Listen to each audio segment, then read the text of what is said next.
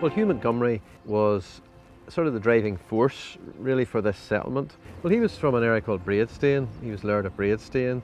The family were connected there, which was up on the west coast of Scotland, and he had lands then into what could be called the Rins of Galloway as well. He received a royal warrant to operate Port Patrick and to operate to Donaghadee then, effectively. So it became I suppose the established route across was from Port Patrick to Donaghadee because of that royal warrant.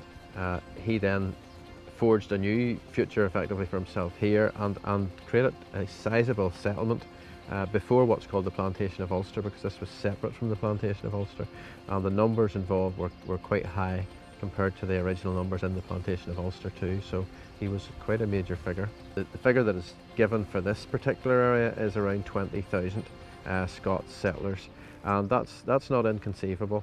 You would have had a movement of people, so therefore there's always potential for inns, for people to have to stay somewhere and so on. So houses would have developed, a village would have developed around that, and I suppose in Ulster-Scots terms you would have had really a whole charroy of things happening at one time. You'd have had lots of people coming here, you'd have had shipments back and forward then, because the key was not just about people coming in, it was then about exports out. We tend to think of the sea as a barrier now, but it was anything but a barrier. It was a main route. It was like a motorway to me of communication for people.